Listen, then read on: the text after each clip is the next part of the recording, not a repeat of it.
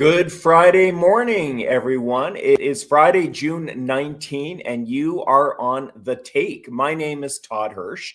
I'm the regular host of The Take, where every week we break down the interesting economic and geopolitical and other news that is shaping the world, and we relate it back to what this means for you, the viewer. Because all of these things going on in the world swirling around us can be daunting and anxiety inducing, but we hope to talk our way through it and help bring a better understanding to what's going on. I am joined this morning. I hope she's going to be joining. She's having a little technical trouble, but my regular co-host, Gitane De Silva. Gitane, are you there? She is. Can you hear me? Good morning. Good morning. We are being challenged a little bit this morning by some technical difficulties, but that's okay. That is part of life and part of doing all of this. How are you, Gitane? I'm great. Yeah, it's been a busy week, but the sun is shining, so that makes me happy. How are you?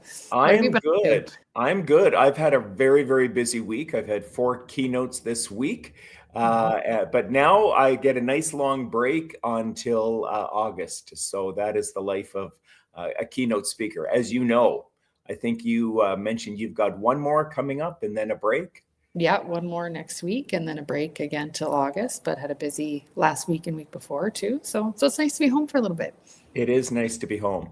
Thank you for all the visitors or for the viewers who have joined live. We want to let you know that questions and comments are, of course, welcome. We're going to have a little bit of a shorter program this morning. We're going to go to 9:25 Mountain Time for those visiting outside of the Mountain Time Zone. But Gitane, let's get into the big issues of this week. Now, I've been waiting for a long time to ask you because I know you are the expert in this. The war is over, I guess. I don't know. Is it over? This has been the most confusing war to watch, and I don't say that too lightly. But Gitane, what is your take on this? Is the war over? Is the Strait of Hormuz open? Are we going to see oil prices return to normal? Well, I mean, I think we have to wait to see if this agreement actually holds. We've had a ceasefire before that did last for several weeks, but now, we've seen some opposition from some U.S. members of Congress who are concerned with the amount of money the United States is pledging to Iran. So, there's that hurdle. We have to see if Israel also holds firm because Iran has made its actions contingent on Israel also not attacking Lebanon. So we have to wait to see that. Assuming it does hold, it'll take some time to actually clear the strait. I know we've seen many millions of barrels start to flow, but we do need to make sure that everything is safe there, and then we'll need to repair all the infrastructure that was damaged. So, we've seen direct hits on the whole energy supply chain. So production, transportation, refining. There was that gas facility in Qatar that they said it would take 3 to 5 years to rebuild. So I think we will see oil prices potentially inch back down, but not return to pre-war levels, I would suspect, for several months, because it's always quicker to shut in production than it is to turn it back on. So it's going to take a little while for things to get back to normal. And then, of course, that transit time from the Strait of Hormuz around to Asia is about 4 weeks. So we need to get those ships back into the strait, filled up, and back over to Asia. So it's going to take a little while. Now, I've been listening to a lot of commentary on this. Apparently, these oil tankers move at the speed of a bicycle. Does that sound right? Like, is that actually the case? I mean, if I'm on a bike and I've got to pedal around the world, it would take months. I mean, I don't know. Well, it does take, like I say, 4 weeks from the Strait of Hormuz to Japan. Wow. So, they're very big ships. They can only move so quickly. They're very full, if they encounter rough seas. So, yeah, it takes a while. I don't know what their actual speed is, but they're not speedboats, that's for sure. They are not speedboats. Now, the last I checked about an hour ago, the West Texas Intermediate was around US $76 a barrel, which, it has fallen quite a bit from the 90 to 100 or 110 or whatever it was at one point. But what was it before the war broke out? It was about $60? 65, right around 65. So 76 isn't bad. And it's been really interesting to see sort of the disconnect of the energy markets from the reality on the ground. Like, a lot of energy analysts were really pondering why it was that the price of oil didn't go higher given the state of global supply. So, I guess that they're choosing to focus on hope and believe that supply will come back on more quickly than some other people have said. So I think, whenever I'm asked, I just say to people, I think we can expect the volatility to continue. It's not over till it's over, unfortunately. That's right. Well, yeah, and at the beginning of the war, some commentators were saying, oil's going to go to 150 or $200, and it never got anywhere close to that. I think it maybe spiked over 110 momentarily, but it kind of hovered between that 90 and $100 range for most of the. Mhm. How long was the war on? Assuming it is actually over, it was like 3 months. Yeah, but those are energy futures prices. If you Yeah. actually had to buy a physical barrel of oil, it was costing you at least $150. So if you were somewhere that was experiencing supply shortages, which we were very fortunate in Western Canada not to experience, but if you were in Australia, if you were in certain parts of Asia, then the price you were paying was much, much higher than what we're seeing on the markets. So without getting into the politics of this too much, the ceasefire, this new arrangement that the US and Iran have put together, is this a very, very fragile peace deal? What do you think? Do you think we're going to see it break down again? I mean, President Trump has already been saying, if they don't sign this, I'm going to hit them hard. It doesn't really sound like it's a lot of kumbaya going on with this peace deal. No, I think that they're still very much enemies. I think that the war has had a number of counterproductive effects in terms of if you look at long-term Israeli and US foreign policy, because it has cemented Iran's role as an oil hegemon. Before the war, they only controlled their own domestic supply, which is about 4% of global supply. And then by demonstrating that they can control and close the Strait of Hormuz, they suddenly control 20% of the world's oil, 20% of the world's gas, 30% of the world's fertilizer inputs. It has re-cemented Iran's relationship with Hezbollah, much to, I think, Israel's long-term chagrin. So we'll have to see. It is a very volatile part of the world. We've also seen that Israel has not entirely abided by the ceasefire in the past. And then again, these complications with Congress and whether or not they'll actually approve the amount of money that the US is committing in this agreement. And of course, it doesn't address the really hard things like Iran's nuclear program. So this is a very unconventional president, as we say in diplomatic terms. So I think we have to wait and see. Anything. We really don't know, right? But it did seem to me when the peace deal was announced, it didn't seem like Israel had been included in the group chat on that. So I think, as you sort of pointed out, there are a lot of moving parts, a lot of dynamics with this peace deal. Obviously, we have to hope for the best, but I don't think this drama is over quite yet. No, I don't think so. And I think we have to wait to see what the long-term impacts are on energy markets. I mean, it has defied logic or traditional analysis in many ways, but, exciting to see, I think, as terrible as it is to say exciting when we're talking about a war. On the economic side, I think there are opportunities for Canada as we look to see whether the world starts to look to Canada as a more reliable, trustworthy supplier. We're far away from conflict zones, and that's potentially to our advantage when it comes to longer term investment. So I think we have to wait and see. Like with all things, the volatility will continue. We have to wait and see what happens, but there is, I think, some opportunity for Canada to capitalize on the fact that the world has really realized how vulnerable we are to supply shortages, and maybe we don't want to depend on a part of the world that has one piece of geography that can so easily be controlled. Right. Now that segues very nicely into our next topic, which actually was our third topic, but I'm going to move it up to number 2. And that is, this week we saw leaders of the G7 in France, including the Canadian Prime Minister. And there was an interesting communique that came out of that G7 leaders meeting relevant to Canada. Why don't you briefly describe to listeners and viewers what that communique was and what it might mean for Canada? Yeah, well, of course, remember last year, Canada was the host of the G7 just up the road here in Kananaskis, and this year it is France's turn. So it was in Evian.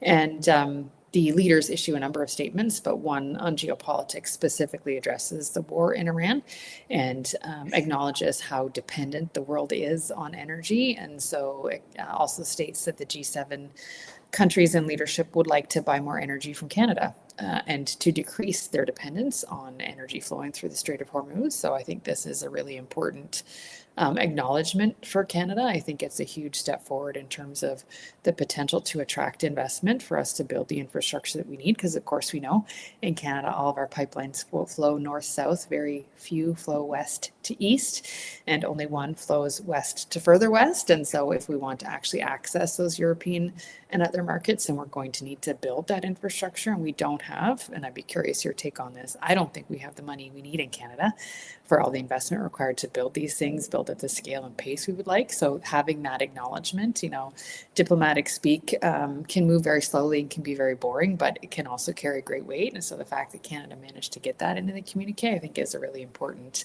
signal to the international investor community that they should start to look seriously at projects in Canada. But what are your thoughts on the G7 and its relevance for investment in Canada?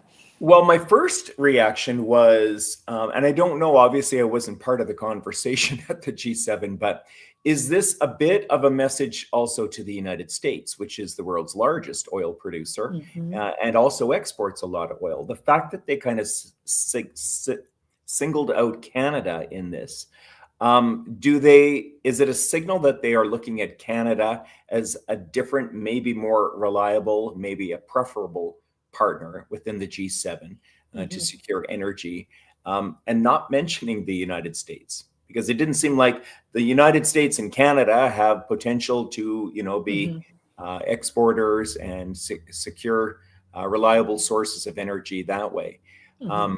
But to your question, I don't know. I don't think there is the capital in Canada. We are going to need, obviously, some foreign direct investment to get these projects going. But more than the capital, it still seems to take forever to get these projects going. I'm hopeful that the Major Projects Office that the Prime Minister has set up can start fast tracking these things. It's been over a year since that office was established. I don't know. I'm not involved in a lot of those conversations. I'm hopeful that this will speed up some of these projects, but both the lack of capital, but also the long lag time in getting these projects going, I think those are real issues we need to figure out. Yeah, it will be important to actually demonstrate action. It's coming up on a year since we had that first list of projects. And so actually seeing some progress, some shovels in the ground, some construction or some permits come out will be key. Canada did move up this international list of most attractive places to invest for infrastructure, but the place where we still are pretty low down in that ranking is our ability to actually act. So you're right, we actually have to see some movement there. And I do think you're right on the G7 communique. The fact that it singles out Canada likely is an indication that the other nations don't believe that the US is a trustworthy partner. And also, in fairness, their oil production, yes, they're the world's largest exporter right now, but that's not a sustainable situation for them in the long run as their shale boom is peaking and will be starting to decline. So on the oil side, I don't know that they foresee with current technologies increased production. On the gas side, I think they still have the potential to export more natural gas. But I think it is telling, you're right, that they just singled out Canada there. But I guess the United States was a signatory to that communique. So obviously they're signaling that they view Canada as, they import a lot of energy from Canada. So I guess that is a positive signal that they are looking at Canada, at least in terms of energy, as a reliable and a preferable source of energy to import. But I thought President Trump said he didn't need anything from Canada, Todd. He says a lot of things. He says a lot of things. I mean, honestly, what would the media do if it wasn't for Donald Trump? We'd be probably stuck for stories. We'd have more cotton tree stories.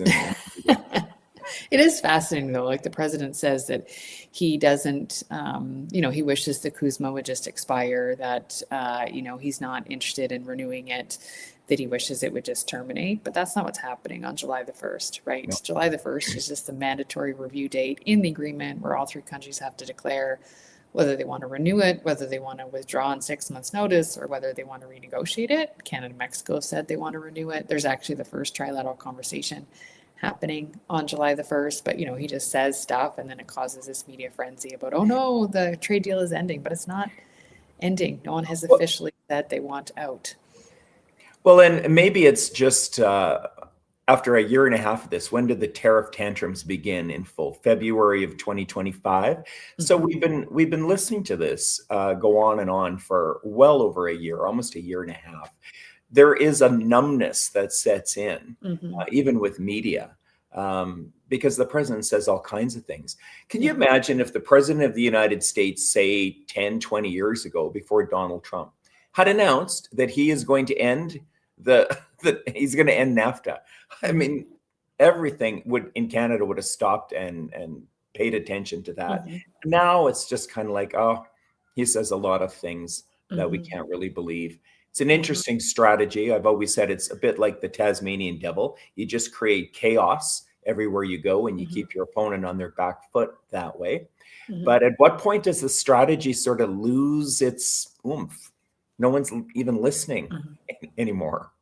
Yeah, but then every once in a while he actually makes good on one of those threats. I think that's the challenge, is they say you have to take him seriously, but not literally. So, you know, he made all these comments about Venezuela, and I don't think the world thought he would go into Venezuela, and then he did in January, right? And I don't think the world thought he would go into Iran when he did. So every once in a while he actually does something, so it keeps us on our toes. But I think it's also, I think part of the strategy is actually to, in a way, make you feel like it's inevitable, like you stop paying attention, but you think, okay, at some point, if you talk about all these, you know, comments about he's, you know, Canada's 51st state, Greenland, Cuba, Venezuela.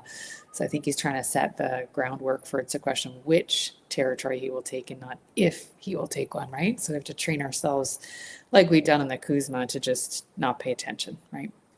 No, we have one more topic we want to get to, but still on this topic. So July 1st, they're meeting. That's coming up in what, 2 weeks? A week and a half or so.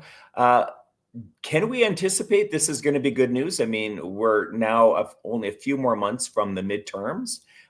Donald Trump is down in the polls. He needs a win. Do you think that this will lift his spirits and his mood going into these negotiations? Or is this going to be tough? Like, is this going to be bad news for Canada? And we just need to figure out a world where free trade is in the rearview mirror? So I think if you look at the benefits to the US economy of the CUSMA, they are huge broadly. You know, it is really hard, and I think it'll continue to be hard on steel and autos in particular, because that is something that, you know, our auto sector in Canada has not been thriving for decades, and you can correct me on that as the economist, but, you know, this is a sector you are correct on that, right? It's been bailed out a few times. The US has the potential to increase its steel capacity over time. It does not on aluminum, so, you know, that's a tariff situation outside of the CUSMA that needs to be resolved. But I think that, you know, if you look at all these trade measures that the U.S. has imposed, anything that is CUSMA compliant has been protected. So I think that is an acknowledgement that the trade agreement matters. I think that, you know, the challenges that the U.S. has on the trade front are with countries other than Canada. I think the issues with Mexico are different than the issues with Canada. So all this conversation on July the 1st is, I think it's a positive step. It's the first time that three countries are getting together to have a conversation. We know the US and Mexico have been chatting. Canada's been trying to relaunch conversations with the US. So I think, you know, as with all things with this administration, we have to wait and see what comes out the other end, you know, and I think both Canada and Mexico are waiting for the US to actually say, what is it you want here? Are you pulling out, or do you want amendments? And if so, which amendments do you want? Well, I guess we have to hope he has a good golf game on June 30th and he's in a good mood. Or the stock markets are doing well. All we can hope for. You know, we've got 5 minutes left. I just want to touch on our last topic because I thought this was an interesting one. Now, usually on the take, I don't get too much into regional or provincial things, and we try to avoid political things. But this week, the government of Alberta and Premier Danielle Smith announced a $100 check going out to everybody, 3.7 million Albertans.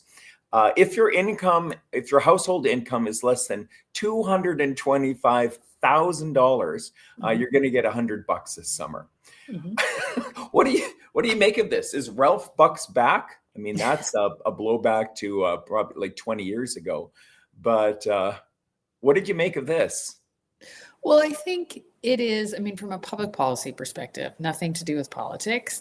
Issuing a check that is income contingent is going to help far more people than actually taking off a tax at the pump, because the government does not control the price at the pump. There's all kinds of other factors that can be involved there. Worker breakout, price per barrel could go up, whatever. And the benefit of an income contingent check is also that people who take the bus or ride a bike, they also get that money. And we know that the price of oil impacts the price of everything, like all kinds of consumer goods. And so I think it is a much more fair approach to things. I think, we did see the government try a couple of years ago. I think now I've lost track of time, but you remember they also had that period where they took the tax off, the provincial tax off, if the price per barrel got too high. So it isn't the first time that they've done it. And also, I know we don't like to talk politics, but there is a provincial election coming up next year, right? Oh, there's a lot of things coming up in Alberta. Well, here's my take on it as an economist. I completely understand the premier and the government, wanting to address affordability issues. People are having a tough time. So let's give them a checking. Let's give them a little boost this summer. I understand that. The economics of it, though, are really kind of awkward, because a rebate check or a check for $100 is really the same as a negative tax check. So in other words, if you reduced everyone's taxes by $100, but then it's a regressive tax. And in this way, it's a regressive benefit. Someone making $224,000 a year is not going to notice $100. Like, they're just not. Like, I really wish that, okay, let's deal with affordability. Why don't we give everyone who makes less than $60,000 $500, right? Because that would actually move the needle for them. That would actually make a difference. So I don't know. I mean, it's a lot of money. I understand the sentiment in it. Let's help Albertans. They're having a tough time. But I, as an economist, again, this is not a political thing. This is economics. I wish maybe we could have been a bit more focused with getting those dollars into the people's hands who it's really going to make a difference. It is a great point. I wonder what the percentage is of Albertans who make, like, what is the median income in Alberta? It is higher than the rest of Canada. Yeah, it's about $83,000. Okay. So even if they pick that, it would help more people. Pick that. Yeah. I mean, pick almost any number other than $225,000, which $100, I mean, and I don't want to minimize that either, but $100 is just not going to have that much of an impact. Right. But listen, Gitane, we've got a hard stop time in about a minute. I just want to ask you, what is your week looking like? Are you traveling anywhere? Are you going to be around Calgary? I am. Next week, I'm actually flying to beautiful Fredericton, New Brunswick. I'm on the board of New Brunswick Power. So I'm headed out there for some meetings and looking forward to it. It's a beautiful time of year to be in the Maritimes. And then after that, I'll be dusting off my cowboy boots and cowboy hat and getting ready for Stampede. How about you? This week, no travel this week. I'm after a week of a lot of speaking and travel. I am happy to be in town all weekend, and a busy week coming up, but not leaving Calgary. So looking forward to just staying put for a little while. But yeah. And then are you gearing up for Stampede after that? I've got a complicated July. I'm going to be gone for a lot of it. I'll be around for some of Stampede, but I probably shouldn't even be saying this live. I have a hard time getting into a lot of the parties at Stampede. I love the spirit in the city. I love the event. I love that Calgary has this. It is absolute gold for a city this size to have an event of that magnitude. So I'm not at all anti-Stampede, but I mean, some of these parties, they're just too much for me. I can't do it. Well, I will be on the circuit. I have 10 days of outfits planned already, and doing my bit for the Alberta economy. It is a huge economic driver for our city and our province. Well, I will let you go. Have a great week. I hope you can join next Friday. But if Gitane isn't here, we will have another guest. Are you going to be around next Friday, or maybe you don't know at this point?